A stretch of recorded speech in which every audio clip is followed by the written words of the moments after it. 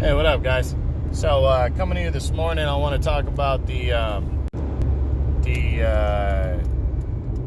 sorry, guys, I'm drawing a blank. We're gonna do the May fighters of the month. The April fighters of the month. Jesus, I'm way off right now.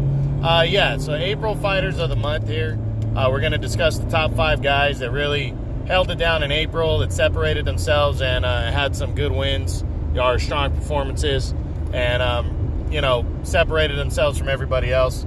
As we said, boxing is not a season, it's all years, so you got to give some extra credit, extra props to certain fighters, and I go on a month-by-month basis. So let's take a look at number 5 on the month for me is Terrence Crawford for his dominating 6-round TKO of Amir King Khan. Crawford knocked him down early, pretty much held down his spot as the top welterweight in the world, in my opinion. He undefeated, right there, pound for pound. He was gonna finish off Khan at some point impressively, but he beat him up so much that after a low blow that Crawford landed on Khan decided, and his corner decided to throw in the towel early. So I think the writing was on the wall. It was inevitable. They knew it was going to happen, and Crawford got the win. So congratulations to him as he continues to prove why he's right there, pound for pound, one of the best in the world.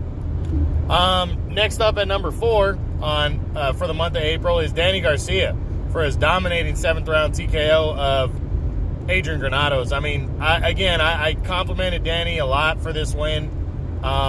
He just walked right through Granados with no trouble at all. Caught him. Granados is a guy that leaves himself open, so it was kind of a perfect opponent for Garcia, but talk about a perfect win and a perfect moment. Danny needed to look good against Adrian Granados. Personally, I didn't think he was going to. Good is a relative term. I thought he was gonna, win the fight, but not necessarily look, the way he did. And man, he just fucking destroyed Adrian Granados. It was impressive. Just dominated him from start to finish, and I just didn't see that coming. So Danny, that was a big win and a big moment. He needed it, and I'm really hoping he gets a big fight because of it now, because he really put a great performance against Sean Porter last year. But that's the whole point, is he's fighting in the best division in boxing. He's a really good fighter, but is he a great fighter? Is he the next level type fighter? That's the big question. Does he have a chance against your Crawford and your Spences? In a rematch against Thurman, a rematch against Porter, is he going to win those type of fights? And this kind of win makes you think, hey, maybe Danny can win those kind of fights, at least against Thurman and Porter, who he's already fought. So that was a big-time win right there.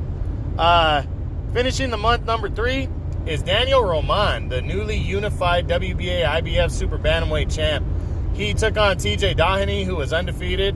I had Doheny as my number 6 guy coming into the month.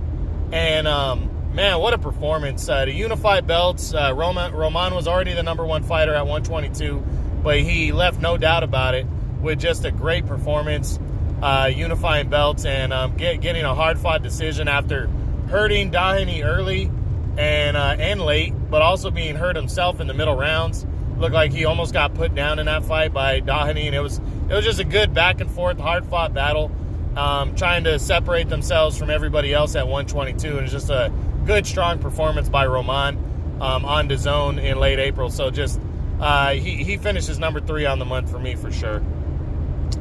And then finishing the month, number 2 goes to Regis Prograis, the new WBA 140-pound junior welterweight champion. This guy's undefeated. He scored a 6-round TKO over Kyle Relic in the semifinals of the World Boxing Super Series. Now, he came in a big favorite in that fight, but this was a huge test for Prograis and there was a lot of pressure. He's fighting at home in Louisiana, where he's from, and then also he was the number 1 seed going in. So there's a lot of pressure with that going into the semifinal to get to the finals. This is not like, hey, I'm winning this fight for now, so I get bigger fights later on. He knows the bigger fight he's going to get later on. In a tournament style format, it's different because you know what is coming next, and the finals are next, to separate themselves as the top fighter in the division. So this was a huge win. He dominated Relic with ease, who was a top 5 junior welterweight at the time. I had Relic number 4 in the world, and he was the 3rd seed in the tournament, and he just picked him apart, kicked his ass. Strong performance, strong win. Regis Prograis, he almost took number 1 for me, but number 1 on the month, my April fighter of the month, is the unified lightweight champion of the world, Vasily Lomachenko. Excuse me. His 4th round knockout of Anthony Carolla was just fucking awesome. I mean, you know, Anthony Carolla, yes, he's not a top 5 guy. He was a top 10 lightweight coming in, a former champ, but kind of a paper champ. But you know what? Carolla always has had a good chin. And I really questioned whether, for 2 reasons, I questioned Lomachenko coming into this fight. I didn't think Carolla stood a chance, but I thought because of his chin, he was at least going to go late into the fight. I did call a late stoppage, but I thought it was going to be an accumulation of Lomachenko just breaking him down over the course of the fight and stopping him in the later rounds, because Carolla is a tough-ass fighter. But after the way Loma looked in his last fight against Pedraza, which wasn't his best, but he was also coming back from a surgery and shoulder injury, I just really thought Loma was it was gonna take him longer, or he was just gonna get a decision in this one. And for another reason I thought it might go the distance is Loma admitted going in that he wasn't that excited, and he couldn't really get excited for this fight. You know, he was admitting that.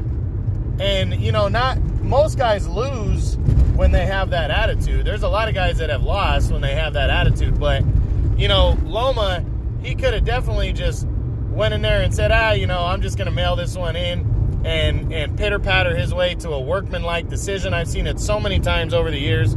You're going in against a guy that you have to fight, or it's just a stay busy fight. Loma had to take this fight so he could open the door for other bigger fights later in the year, because this was a mandatory defense. So he got it out of the way, and he was mad about it, and he showed why he was mad about it. He went in there and fucking destroyed Anthony Carolla, face planted his ass with a knockout, beautiful right hook, put him down. Just great performance, and he's my April fighter of the month because of that performance and holding on to that unified title. When you're facing a guy who's ranked 10th in the world, and you're not only the number 1 fighter in your division, but you are the pound for pound king, or floating around pound for pound, even the top 3, which we absolutely know. You can rank Crawford ahead of Lomachenko all you want. I personally have Lomachenko just slightly ahead. So, you can do whoever you want ahead of the other. The thing is Lomachenko is at least top 2, top 3 in the world. And for him to come in against a guy like Carolla and destroy him that way, that's exactly what he's supposed to do. And he did it, and he looked angry, he looked mad. Great performance, and, got to hand it to him. So that's my April Fighters of the Month, and that's it, guys. So, True Boxing, been hit with the truth.